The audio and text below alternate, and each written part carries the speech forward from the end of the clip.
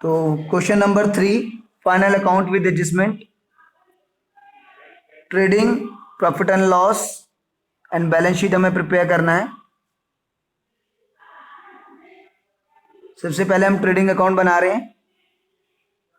Trading account for the year ended 31 March 20। Particulars amount.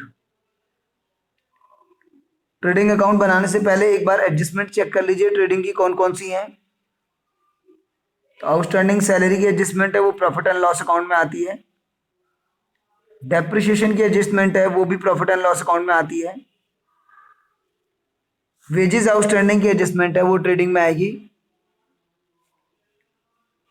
Rent prepaid की adjustment है वो profit and loss account में आएगी।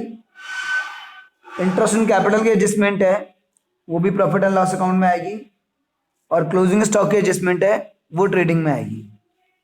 तो ट्रेडिंग की दो एडजस्टमेंट हैं, एक वेजेस वाली, एक क्लोजिंग स्टॉक वाली।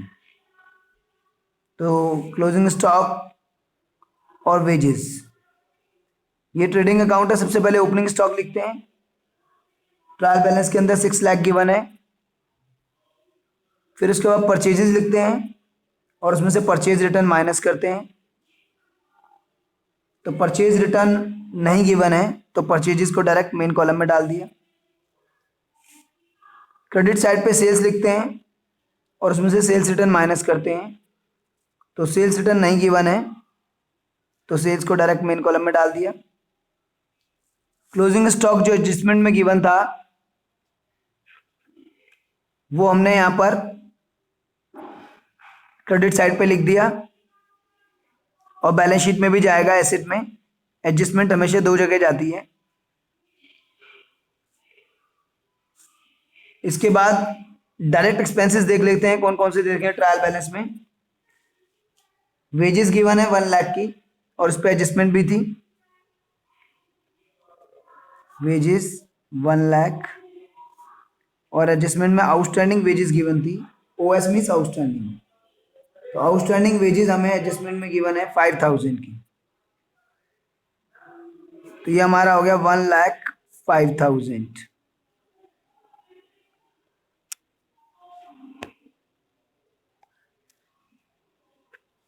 $1,05,000 हो गया।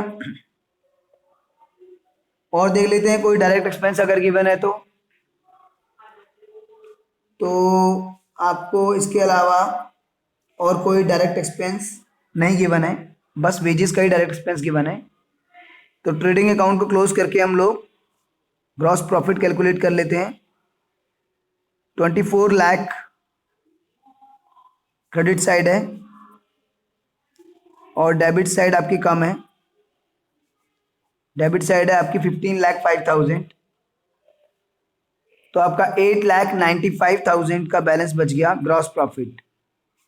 जब क्रेडिट साइड बड़ी होती है तो डेबिट के ऊपर ग्रॉस प्रॉफिट लिखते हैं और जब डेबिट बड़ी होती है तो क्रेडिट के ऊपर ग्रॉस लॉस लिखते हैं।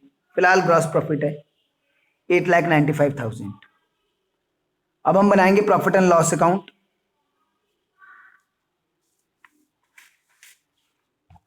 ये ग्रॉस प्रॉफिट हम प्रॉफिट एंड लॉस अकाउंट में लिख देंगे। ये आपका आ गया profit and loss account for the year ended 31 मार्च 20। वही कॉलम पर्टिकुलर्स अमाउंट। तो कॉमन हेडिंग भी डल सकता है ट्रेडिंग इन पीएनएल का।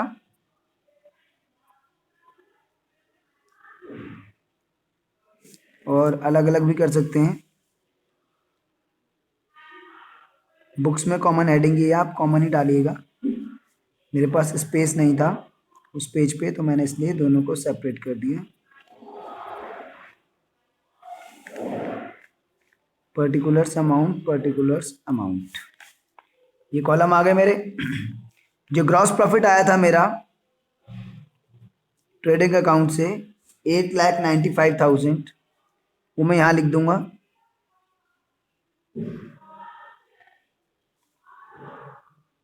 इसके बाद एडजस्टमेंट पहले कर लेते हैं। एक तो मशीनरी पे है डेप्रिसिएशन 10%, तो मशीनरी पे डेप्रिसिएशन जो होगा वो आपका मशीनरी में से माइनस होगा बैलेंस शीट में, और प्रॉफिट एंड लॉस अकाउंट के डेबिट में शो होगा।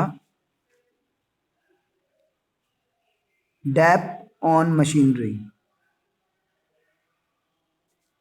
तो मशीनरी पे depreciation profit and loss balance sheet में एसेट में से माइनस होगा, तो नीचे बैलेंस शीट भी बना लेते हैं हम लोग। चलिए ये लीजिए, यहां पर मैं बना देता हूं आपकी बैलेंस शीट।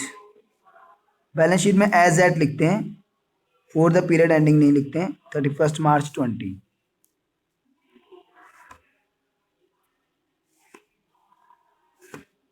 कॉलम बनेंगे लायबिलिटीज अमाउंट, एसेट्स अमाउंट, ये आपके कॉलम आ गए। एडजस्टमेंट थी यहां पर डेप्रिसिएशन मशीनरी का 10%, तो मशीनरी जो हमें गिवन है ऊपर 4 लाख की है, लेस 10% डेप, दैट मीन्स 40,000। तो डेप्रिसिएशन को मशीनरी में से माइनस करके जो बचेगा वो बैलेंस शीट में दिखाएंगे, और प्रॉफिट एंड लॉस में ये डेप्रिसिएशन जो 40,000 का है ये शो कर देंगे। एडजस्टमेंट हमेशा 2 जगह हमें शो करनी है, मैंने आपको बताया है कि एडजस्टमेंट को हमेशा हमें 2 जगह शो करना है। तो मशीनरी में से माइनस कर दिया और प्रॉफिट एंड लॉस अकाउंट के डेबिट में शो कर दिया। पहली एडजस्टमेंट हमसे छूट गई, वो है आउटस्टैंडिंग सैलरी 45,000। तो आउटस्टैंडिंग सैलरी को प्रॉफिट एंड लॉस में सैलरी के साथ ऐड करके दिखाते हैं। ये देखिए, सैलरीज प्लस आउटस्टैंडिंग, तो ट्रायल बैलेंस में सैलरीज गिवन है 50,000 की, और एडजस्टमेंट में आउटस्टैंडिंग सैलरी है 45,000 की। दोनों को ऐड कर दिया, 95,000 हो गया आपका। और ये जो आउटस्टैंडिंग सैलरीज है ये आप बैलेंस शीट में दिखा दीजिए लायबिलिटी साइड पर। आउटस्टैंडिंग सैलरीज 45,000 बैलेंस शीट में लायबिलिटी साइड पे आपने शो कर दिया। तो आउटस्टैंडिंग सैलरी एडजस्टमेंट में था, 2 जगह चला गया, प्रॉफिट एंड लॉस में सैलरीज के साथ ऐड हो गया और बैलेंस शीट में लायबिलिटी में शो हो गया। देन डेप्रिसिएशन अभी हमने किया। देन एक आउटस्टैंडिंग वेजेस की एडजस्टमेंट थी 5,000 की, जो हम ट्रेडिंग में तो ऐड कर चुके, बैलेंस शीट में लायबिलिटी में दिखा दीजिए। आउटस्टैंडिंग वेजेस 5,000, तो वेजेस के साथ ऐड हो गई और बैलेंस शीट में लायबिलिटी में आ गई। देन प्रीपेड रेंट है 10,000, एडजस्टमेंट नंबर 4, प्रीपेड रेंट 10,000। तो आउटस्टैंडिंग जैसे प्लस करते हैं, प्रीपेड को माइनस करते हैं, क्योंकि वो करंट पीरियड का नहीं है, नेक्स्ट पीरियड का है, तो उसको माइनस करते हैं। तो रेंट हमें गिवन है ऊपर 45,000, उसमें से आप माइनस कर लीजिए प्रीपेड, तो प्रीपेड आपको गिवन है 10,000, तो ये आपका हो गया 35,000। और ये प्रीपेड रेंट जो है ये एसेट में आएगा। तो आउटस्टैंडिंग एक्सपेंस इसलिए प्लस होता है क्योंकि वो है तो करंट ईयर का ना, तो करंट ईयर में शो करना पड़ेगा। एक्रूअल कॉन्सेप्ट, करंट पीरियड का एक्सपेंस करंट ईयर में शो करना पड़ेगा। दैट्स वाई हम उसको सैलरी के साथ ऐड कर दिया आउटस्टैंडिंग सैलरी को, क्योंकि वो करंट पीरियड की है तो करंट ईयर में एज एन एक्सपेंस शो होगी। और क्योंकि अभी पे नहीं किया है, लायबिलिटी है, इसलिए लायबिलिटी साइड पे उसको हम लिख देते हैं बैलेंस शीट में। जो प्रीपेड है हमारा एडवांस पेड, वो हमने पे कर दिया है, बट वो करंट ईयर का नहीं है, वो नेक्स्ट ईयर का है। तो एक्रूअल कॉन्सेप्ट बोलता है कि हमें सिर्फ करंट ईयर के ही एक्सपेंस शो करने हैं। तो प्रीपेड तो करंट ईयर का है ही नहीं, वो तो नेक्स्ट पीरियड का है, तो इसलिए उसको हटा दिया हमने। जो रेंट पे किया उसमें से प्रीपेड वाला हटा दिया, क्योंकि हमें सिर्फ करंट पीरियड का शो करना है। और जो हमने एडवांस पे कर दिया, तो उससे हमारा जो है हक है कि हम सर्विस लेंगे, राइट है हमारा। और जहां पर भी हक होता है वहां पर एसेट, और जहां जिम्मेवारी होती है वहां पर लायबिलिटी। तो आउटस्टैंडिंग सैलरी, आउटस्टैंडिंग वेजेस जिम्मेवारी है लायबिलिटी साइड पर।